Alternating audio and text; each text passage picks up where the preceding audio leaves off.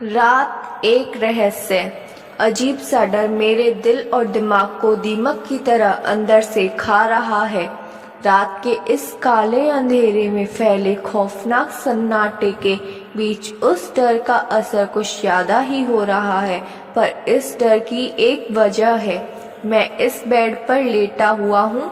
मेरे दोस्त ने दी हुई कंबल कस के पकड़ रखी है और कंबल के भीतर से ही मेरी आंखें उसको तलाश रही हैं, पर वो अभी आया नहीं, क्योंकि अभी उसका वक्त नहीं हुआ।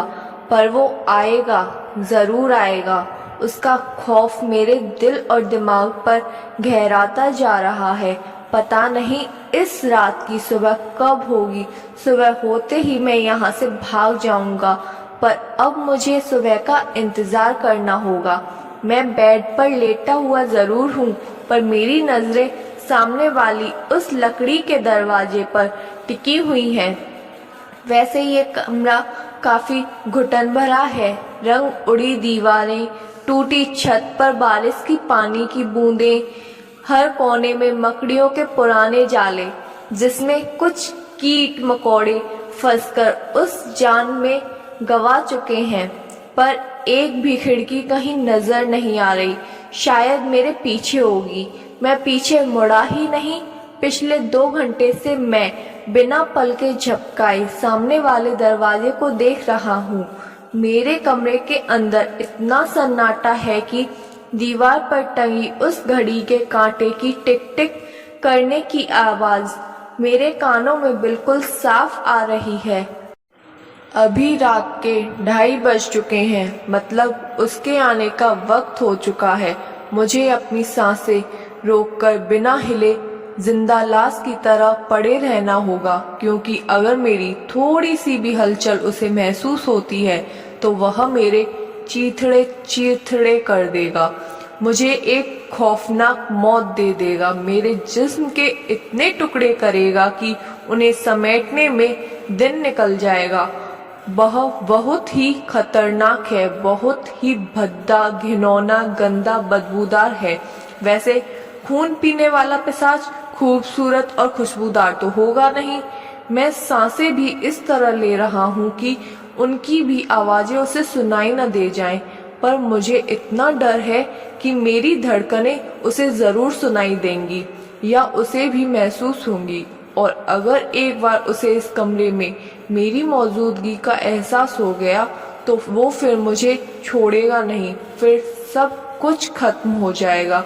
जोर जोर से धड़कने वाले दिल को सीना फाड़कर बाहर निकाल देगा। यह मेरी जिंदगी का आखिरी पंगा है। अगर मैं यहाँ से बच गया तो कसम से दोबारा कभी शर्त नहीं लगाऊंगा। ऐसे किसी चीज से पंगा नहीं लूंगा। सिर्फ यहाँ से जिंदा निकल जाऊं। मेरी आंखें ही दरवाजे पर टिकी हुई हैं। सब कुछ याद आ रहा है कि मैं यहाँ कैसे पहुंचा हूँ। फ्लैशबैक, कुछ दिन पहले। प्लीज यार, थोड़ी गाड़ी तेज भगाओ, इसकी हालत बिगड़ती जा रही है। पीछे की सीट पर अपनी बीवी के साथ बैठा मेरा दोस्त विनती कर रहा था। उसकी बीवी की हालत बहुत अजीब होती जा रही थी। खुले बालों से चेहरा पूरी तरह से ढका हुआ था। वो जोर जोर से सांसें ले रही थी, पर उसकी सांसों की आवाज किसी जंगली जानवर जैसे घुर्राने जैसी लग रही थी। उसकी बीवी की यह हालत देख मैं भी हैरान हो गया। भाई, मेरी बात मान, इसे किसी अच्छे डॉक्टर को दिखा। कहाँ ये तंत्र मंत्र भूत बाबा के पीछे पड़ रहा है। सब अंधविश्वास है। मेडिकल साइंस इतनी तरक्की कर चुका है और तू पढ़ा लिखा होकर भी ऐसी गंवार बातों में उलझा हुआ है। मेरी बातें सुनकर उसे थोड़ा गुस्सा आया। उसने बोला, तुझे क्या लगता है मैंने किसी डॉक्टर को नहीं दिखाया? तू मुझे पिछले 8-10 महीनों से जानता है, पर मैं इसका इलाज पिछले 10 सालों से कर रहा हूँ। शहर के अच्छे से अच्छे डॉक्टर को दिखाया, बड़े से बड़े साइकेट्रिस्ट को दिखाया, इसका स्पेशल इलाज कराया, पर इसकी हालत दिनों दिन बिगड़ती जा रही है। मैं अपनी बीवी से बहुत प्यार करता हूँ और उसे बचाने के लिए मुझे किसी भी हद तक जाना पड़े, किसी के भी सामने हाथ जोड़कर भीख मांगनी पड़े, तो भी मैं करूँगा। उसकी बात सुनकर मैं बिना कुछ बोले गाड़ी चलाने लगा।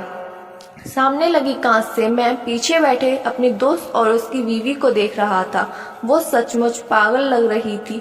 कुछ ही देर में हम उस जगह पहुंचे जहां उसका तंत्र मंत्र के जरिए इलाज होने वाला था। एक छोटा सा मंदिर था जहां लोगों की आवाजाही शुरू थी। मेरा दोस्त अपनी बीवी को सहारा देते हुए उस मंदिर के अंदर चलने लगा। मैं मंदिर के एक कोने में खड़ा चुपचाप सब कुछ यह देख रहा था। एक बूढ़ा आदमी जिसने काले वस्त्र पहने थे वह आगे आया। उसने मेरे दोस्त की तरफ देखकर कुछ कहा।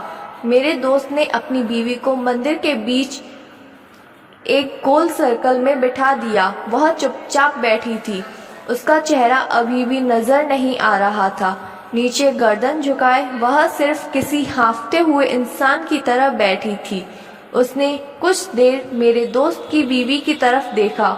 उसकी आंखों में देखते हुए अपने हाथ में सफेद बभूत का तिलक उसके माथे पे लगा दिया और थोड़ी सी बभूत उसके मुंह में जबरदस्ती डाल दी, जिससे वो एकदम से अजीब सी हरकतें करने लगी।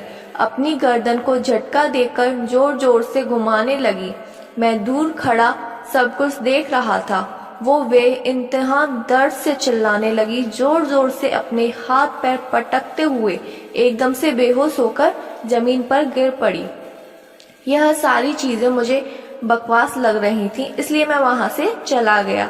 मंदिर के आंगन में खड़े पीपल के वृक्ष के नीचे मैं खड़ा मोबाइल चला रहा था।